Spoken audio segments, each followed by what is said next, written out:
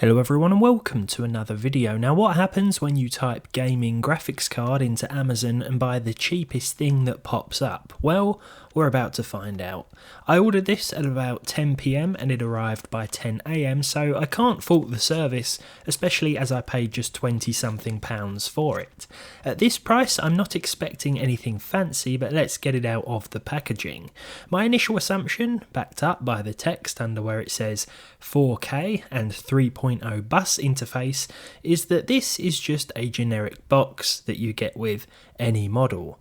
This card is built for Gurumers though, so any and all concerns I may have had regarding performance have firmly been put to rest.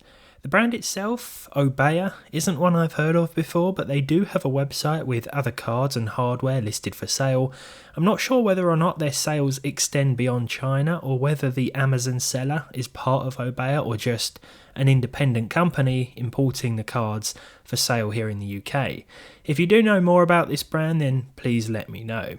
I did see a 2070 Super and Intel Arc on their site, so maybe I'll try and find one of those. This time though, it's the lower end of things we're focusing on, so let's get the card out of the box. The small card in comparison to the size of the hole in the box further reaffirms that this packaging is just generic. We certainly aren't getting anything capable of 4K here, nor does it have DX12 as written elsewhere. That's absolutely fine though, because to tell you the truth, I knew what I was buying. What we have here then is the R5 220. I believe this was an OEM card originally, a rebrand of an already OEM 8450, which itself is based on the 6450. If you remember the 6450, well, you'll know that we're about to experience something that isn't going to be pretty. First things first though, I downloaded the drivers from the AMD site and confirmed the specs. The R5 hasn't had driver updates for a while. I also opened MSI Afterburner and dragged the clock speed and memory sliders to the max to hopefully give this card a better chance. It seems to run at max fan speed all the time, so temperatures weren't a problem after doing this either.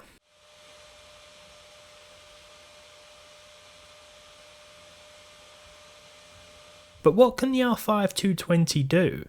Well, let's find out. So I wouldn't exactly describe the R5 220 as a gaming graphics card, but in my opinion the price was okay. I mean, for 20 something pounds I think this is fine as maybe a display adapter or a card for those older games, and it is brand new, but you know me, I always try to look on the positive side of things. And speaking of which, I was able to somewhat enjoy GTA 5 despite the blurry visual 720p with 50% resolution for a surprising result of 27 FPS. Yeah, this card isn't much of a gamer, but I certainly didn't expect it to be able to handle GTA 5, even though we are using low settings. So I guess it's not a terrible start.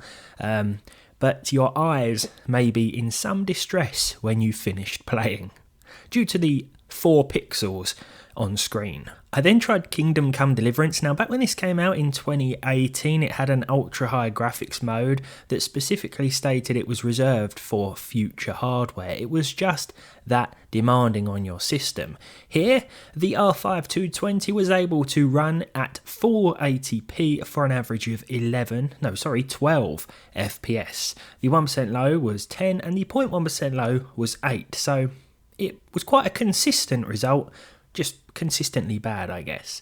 CS2 ran at 480p, it didn't really play well though at 13 FPS. Again, this is to be expected for a card of this age and performance level. It's always worth trying these newer games though, especially when we do have DX11 support.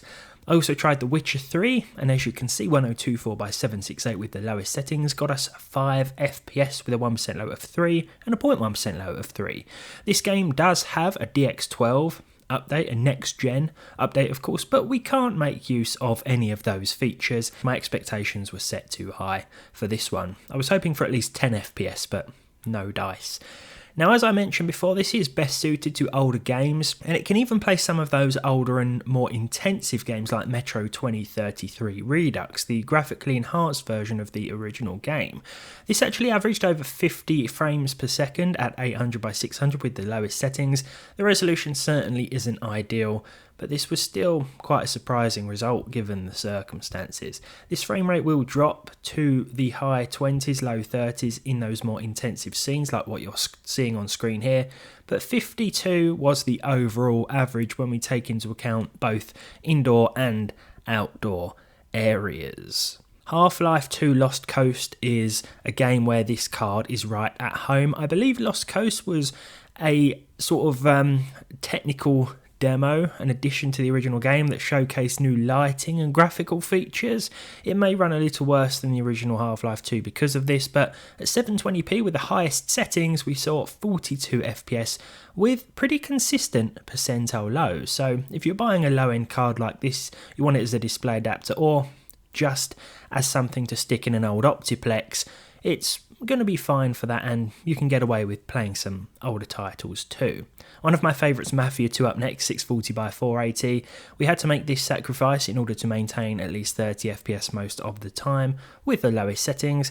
This early level is quite demanding. We averaged 46 overall, but turning the resolution up meant more dips below 30, and so this seemed to be the best place to stay in terms of the visuals and the resolution here. Back in the day I played Skyrim on the PlayStation 3, so you can imagine what an experience that was. This takes me back to those days. This scene was particularly intensive with the dragon. I think we could have turned things down a bit more in terms of that resolution, but having played at sub 30 FPS for a lot of my life in Skyrim, I was satisfied here. I'm surprised this card can run it, but the overclock is definitely helping. We've actually got about 2 to 5 FPS more in a lot of these games thanks to the increasing clock speeds, which this card can do no problem, so we can bump things up from 550 to 700 MHz, no trouble.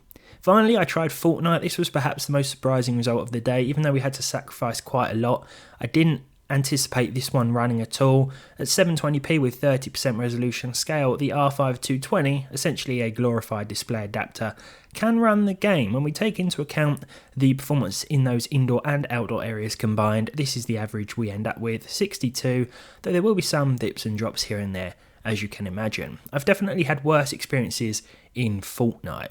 Now overall, I think this card is okay. If it was listed as a gaming graphics card and it was up for like £200 and this is what we got, yeah, I think I'd be disappointed. But for the money spent, what we got in return, it wasn't terrible. And it is a brand new card, I guess, so that's worth bearing in mind. Of course, as always, there are better used options elsewhere, but these are always interesting to check out, I feel, and it's fun to see what we get when we spend as little money as possible on certain hardware. And I hope you have enjoyed this video as well. Thank you very much for watching. Let me know your thoughts down below in the comments, and hopefully I'll see all of you again very soon.